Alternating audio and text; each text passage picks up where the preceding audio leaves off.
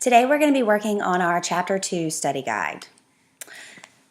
Questions 1 through 3 are all about corresponding sides and angles, and remember, corresponding means matching. So you're just looking for, if we lay these two figures on top of each other, what would match up? So which angle of ABC corresponds to angle R? So you can see how if we would rotate this triangle and put it on top of ABC, that angle R, being the right angle, would match up with angle B.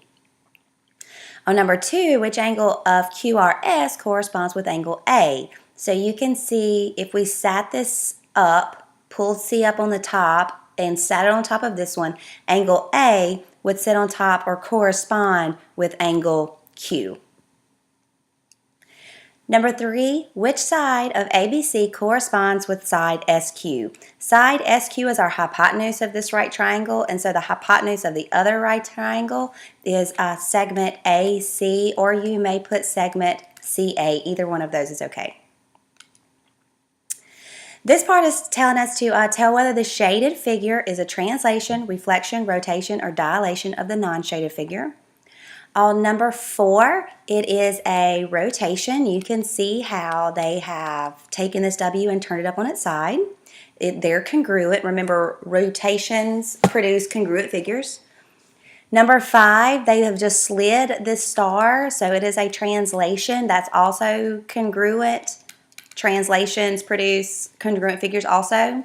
Number 6, these figures are not congruent. They're probably similar to one another, which means that it has to be a dilation when you've changed the side. And number 7, you can see this line of symmetry going right through here, which makes this a reflection. Remember, reflections produce congruent figures also, and these lightning bolts are congruent to each other. It's just flipped over.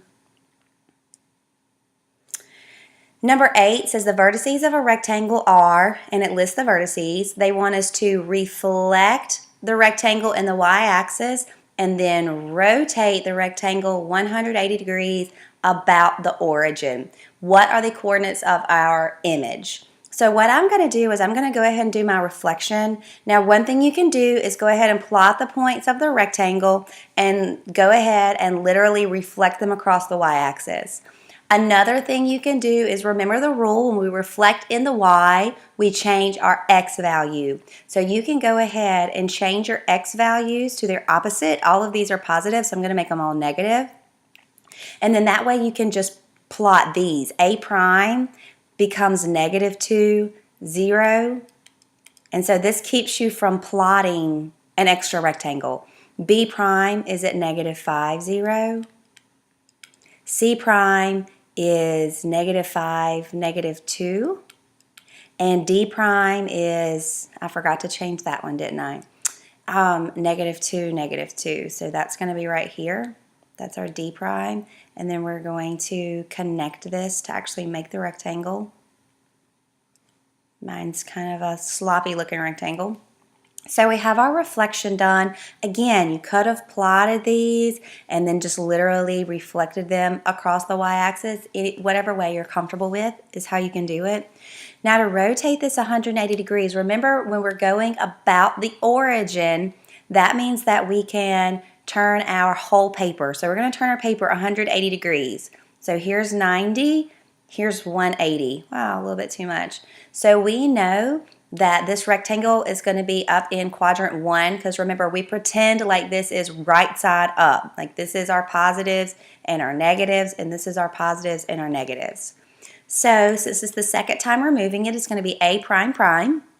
And we get our new coordinates pretending like this is quadrant 1 where everything's positive.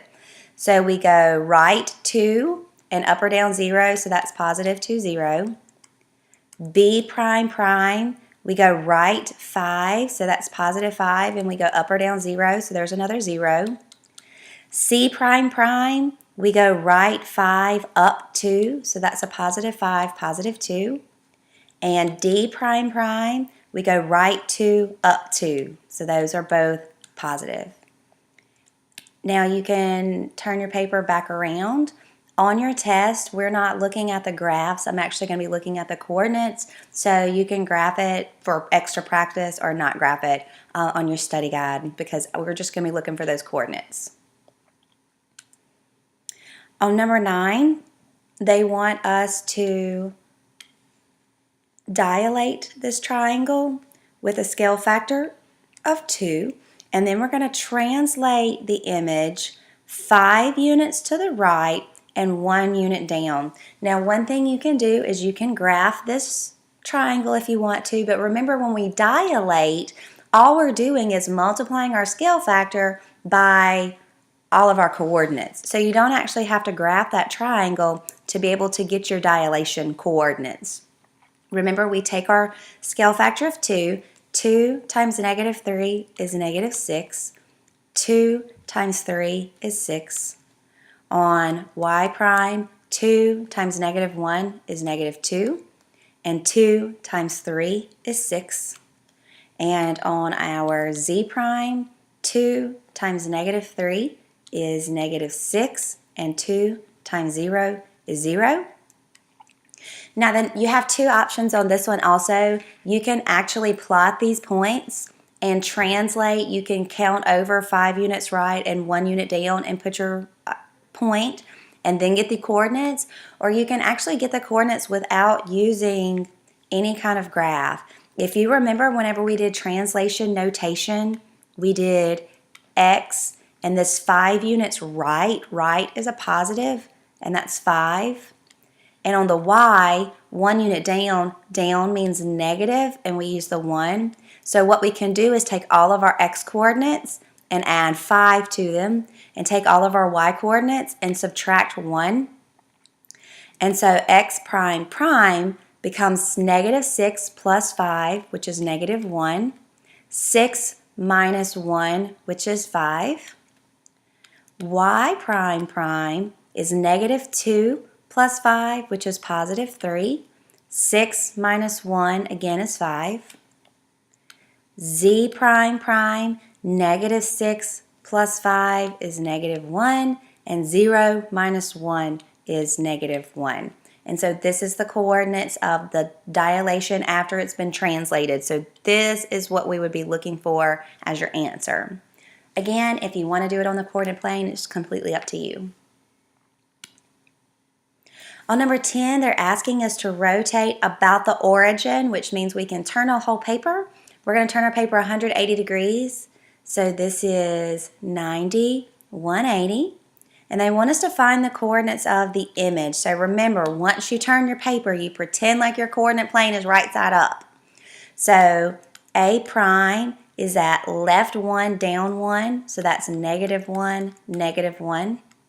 Make my prime a little better. B prime is at left 1, down 4, so that's negative 1, negative 4. And C prime is left 3, down 1, which is a negative 3, negative 1. And just for time's sake, I'm not going to plot those points because, again, all we're looking for are the coordinates. They asked us to find the coordinates, and we found them right here. On number 11 and 12, tell whether the 2 figures are similar. Explain your reasoning. Remember, to be similar, there's 3 things. It has to be the same shape, corresponding angles congruent, corresponding sides proportional. So if you look here, these are both rectangles. They're the same shape. Our corresponding angles, all of our angles are 90 degrees. So all the corresponding angles are going to be congruent. So we have to set up a proportion. So 8 corresponds with 4. And 5, actually, excuse me, I did that incorrectly. 8 cannot correspond with 4 because 8's our long side and 4 is our short side. 8 has to correspond with 6. And 5 corresponds with 4. And we cross multiply. 8 times 4 is 32. And 6 times 5 is 30. And since 32 is not equal to 30, then this is no. They're not similar because the sides are not proportional. Now, number 12, we have 3 different sides, and they give us numbers on all of them. So we can see that the angles are already congruent, so we do have to check the sides. So we have to set up two different proportions. I'm going to use 10 and 6 just because those are the easiest numbers to deal with. So I have a 10 is corresponding to 6, and I have 15 is corresponding to 9. 10 times 9 is 90, and 6 times 15 is also 90. So those two sides are proportional to each other. But we got to check this third side over here. So I've got to choose one of these same sides I just used. I'm going to use 10 to 6 since the numbers are easier. 20 corresponds with 12. 10 times 12 is 120, and 6 times 20 is also 120. So this figure is, this pair of figures is yes. They are similar because they're the same shape, corresponding angles are congruent, and all the corresponding sides are proportional. On 13 and 14, they're asking us to find the ratios of the perimeter and the ratios of the area of the small figures to the large figures. Remember, the ratio of the side lengths is equal to the ratio of the perimeters. So the ratio of the side lengths on this one is 3 to 8. So the ratio of the side lengths is equal to the ratio of the perimeter. Now remember, on area is equal to the ratio of the side lengths squared. So 3 squared is 9, 8 squared is 64. And so our perimeter is 3 to 8, and our area is 9 to 64. On number 14, when we do small to large, the perimeter is equal to the ratio of the side lengths. So that's a 6 to 10 ratio. The ratio of the area is equal to the ratio of the side lengths squared. So we do 6 squared is 36, and 10 squared is 100. On number 15, we have figure A is a dilation of figure B by a scale factor of 3. And we know that whenever we're doing scale factors, that just means we multiplied by 3. They're asking what is the scale factor of figure B to figure A. So if we multiply by 3 to get there, most people think, well, what do I have to do to get back? And the inverse of multiplying by 3 would be dividing by 3. But in scale factor, we can't divide, we have to multiply. So we have to remember that dividing by 3 is the same as multiplying by 1/3. So we're actually multiplying by 1/3 to undo that scale factor of 3. On number 16, we have 3 parts here. It says a map of your neighborhood is represented in the grid. A wants us to describe a translation of your walk from school to your house. When we describe a translation, we cannot just use the word slide. We have to tell how many places left or right and how many places up or down we went. So from your school to your house, you go 1, 2, 3, 4, 5, 6, 7 places right, and 1, 2, 3, 4, 5 places up. So 7 right and 5 up. Now if you wrote 5 up and then 7 right, that's also correct. So either one of those answers will work. Make that look like a U. B says the pizza parlor is a reflection in the y-axis of your school. What are the coordinates of the pizza parlor? So there's 2 ways that you can do this. You can remember that when we reflect in the y, we change our x coordinate to the opposite, and the opposite of -3 is +3, and we keep our y coordinate the same. Another way to do this is to literally reflect it in the y-axis. So we know that our school is 3 spaces to the left of the y-axis, and so the inverse of that would be to put it 3 places to the right of the y-axis, which is still at +3, -3. So you get the same coordinates either way. Now on C, it says the transformation from your house to the park is a 90 degrees clockwise rotation about the origin. What are the coordinates of the park? So what we've got to do is we've got to turn our paper. Because we're rotating around the origin, we can turn our paper, and we're going to turn our paper 90 degrees clockwise. And whenever we do that, we can see that, remember, we're pretending like this is right side up. We can see that the coordinates would be at +2, -4. So if we turn this back around, we can see that, let me close up my coordinates here, at +2, -4, that's where the park would be. Number 17, it says a scale on a map is 1 inch to 50 miles. Now that 1 inch to 50 miles, that's a ratio. You can't break that up. You have to leave it like it is. The actual distance between two cities is 350 miles. So whenever you have something like this, you know that you can write a proportion. Because inches is on top and miles is on bottom, I'm going to put my other miles on bottom. And I'm wondering how far would it be in real life. So then you can just cross multiply. 50 times x is 50x. And that's equal to 1 times 350, which is just 350. Now I know to solve this one-step equation, I've got to divide by 50 on both sides, and x is equal to 7. And the last question on our test, on our study guide, says the ratio of the corresponding side lengths of two similar MP3 players is 4/3, or 4:3. Now we know that the ratio of the side lengths, I'm just going to abbreviate that, is equal to the ratio of the perimeter.